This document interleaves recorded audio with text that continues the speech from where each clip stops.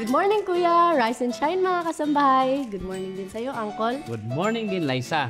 At dahil malamig na naman ang panahon, ay magluluto tayo ng halo-halo.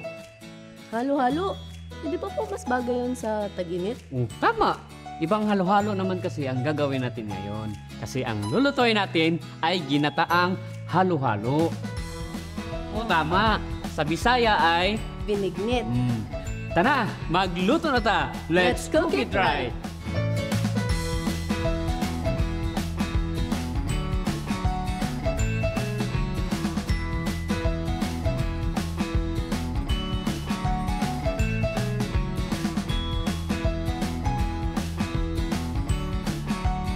So, ang una natin gagawin ay magpakulo tayo ng tubig. Pagkatapos kumulo ang tubig, ilagay natin agad ang landang. Pag malambot na ang landang, isunod na natin ang malagkit. Sunod natin ang gata.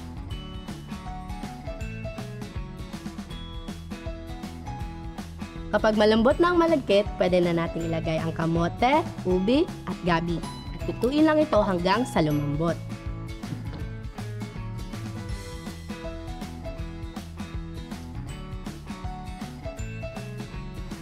Pag malambot na, isunod na natin ang saba,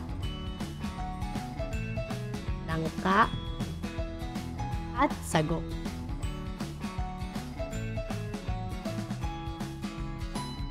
Sa huli, ilagay na natin ang asin, asukal, at unang tiga.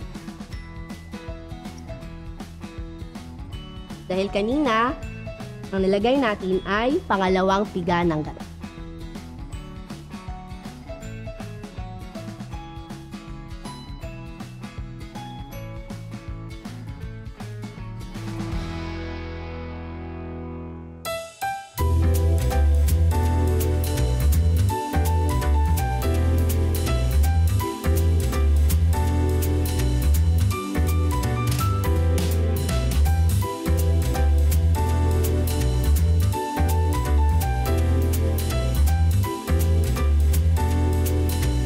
Ayan, luto na yung ating ginataang halo-halo.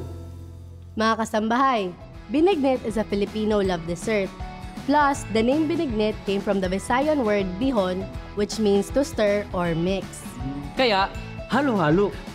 Tara, kain na tayo. Huwag kalimutan, bago kumain, manalangin.